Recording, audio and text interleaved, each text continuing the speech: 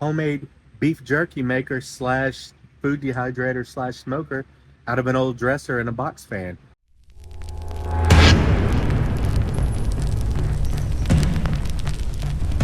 All right, so I just used some 1x material, made these little frames that are going to fit down in the drawers, and I attached that wire mesh to them. That way I can pull them in and out and move them up and down the dehydrator as I need to. And this just kind of drops right in there. And I'm going to use a little piece of wire to run from here to here to give me something to grab to pull it up. All right, so I took the back off from it and installed some of this foam board insulation. I got it at Home Depot. It's silver on one side, so it's probably going to be good for reflecting that little bit of heat, and it's supposed to be resistant up to a certain, I think it was like 200 degrees or something like that. All right, I'm filling the walls with this stuff also, just cutting it to fit in each individual piece. Put a little line of liquid nails down and drop it in there. Quick note, if you do use this stuff, you cut it just like you cut sheetrock. Cut the front of the paper, bend it over, and then cut it again to cut the back. But you see how it's all rough on the edges after you cut it? You're gonna need to rasp that with something. I was using my hand, but got me a pretty nasty paper cut in a couple of places actually. So yeah, I'm just using something else now, but don't use your hand on this or you're gonna cut yourself. Okay, so I got the inside lined. I'm gonna do the outside of the drawers also, but I don't have to worry about any other parts of the drawers, just the outside. And I had some high temperature caulk that I used down there on the seal on the bottom.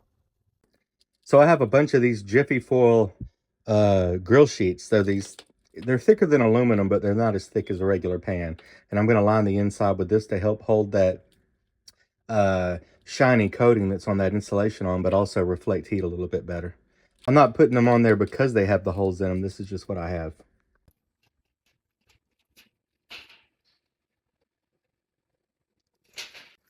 All right, so the lid is removable, or the top is removable.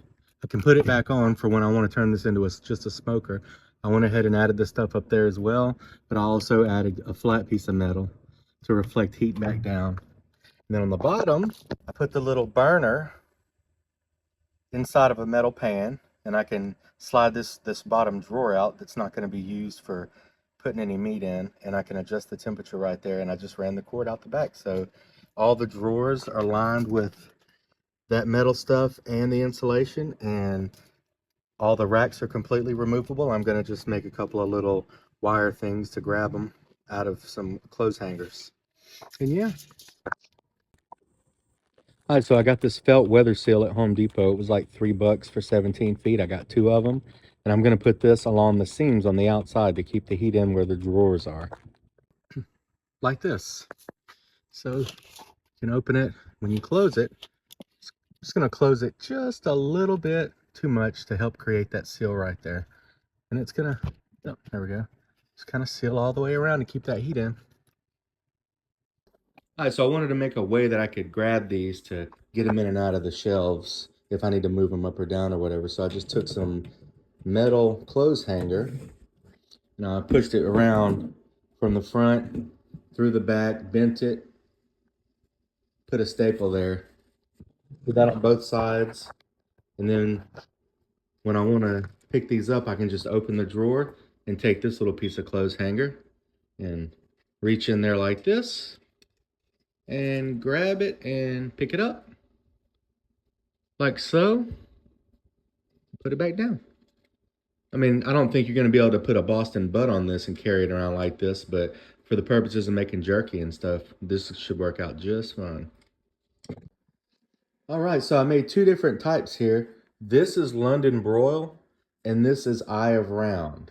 And my marinade consists of red wine vinegar, Worcestershire sauce, teriyaki sauce, and salt, pepper, garlic powder, a little chili powder, a little smoked paprika, and that's basically it. And this has just been marinating in the fridge. So I'm going to go ahead and put this on, throw some smoke to it, and see if I can't make some jerky here in about an hour. Got my burner in there preheating. I think it's on medium. Yeah, it's on about medium. I got some wood chips here that have been soaking, and I'm gonna add them to this and put them on the burner. It's gonna give me some good smoke, y'all. This thing, the thing that I know about this is that it smokes very well. So, um, yeah. Oh yeah. I'm gonna go ahead and throw that in. I'm not gonna turn the fan on just yet because I want the heat to sort of radiate within the machine a little bit before I turn the fan on. Set this down in there. Boop. Right there. There we go. Start smoking here in a couple of minutes. Close her up. Go in here and get my meat.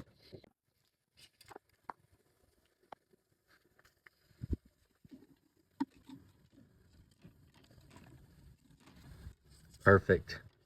Could not have planned that better, y'all. Got my London broil on the top, the middle shelf here, and the eye brown. London broil here, eye brown here.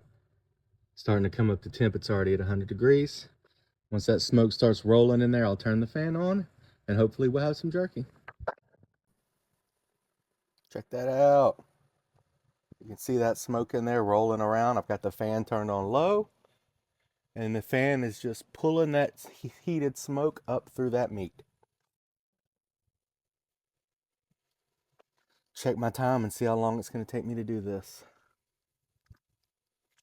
Let me step back and let y'all get a good. That's the machine right there. So an hour and a half later, look at this. Delicious smoked freaking beef jerky, y'all. I can't believe I made that out of a dresser. I got some ribs on there right now. They're gonna be good. I put the top on it and I took the fan away and put the top on it, and I'm gonna smoke some ribs now. It's delicious. All right, let's check those ribs. I just put them in. Look at all that smoke, son.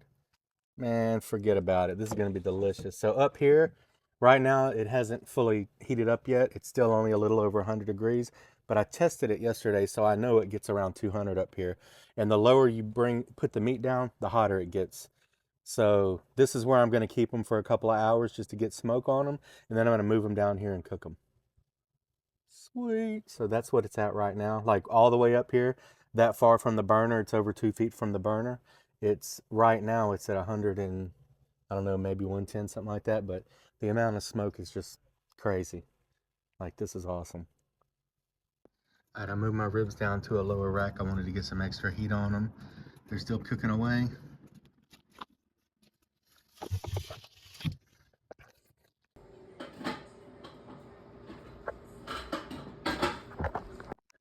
So what's the verdict here? Well, it definitely works. I think I like it as a beef jerky maker more than as a regular smoker because it doesn't quite get hot enough unless you're putting everything on this shelf right here. And then if you do that, I think it might be a little too hot, you know what I mean? So right here is perfect. Right here is perfect for making jerky. Up here is okay. This is probably not great unless you want to do it really, really, really super slow. But I can use this as a smoker. The ribs were fine. I wrapped them in tin foil and I put them in the oven just to kind of finish them off because it was taking a long time. The cabinet here was only 200 degrees here. So that means I moved the ribs down here and then they started to cook. But if I could maintain like 225 right here, which I may be doing that, I have another thermometer coming and I'm gonna be checking that. But yeah, the verdict is I took it something I was gonna throw away and I made something useful out of it. And I gotta tell y'all that freaking jerky is delicious. So let's see what I can come up with next. Thanks for watching, y'all. Do it with Chomp.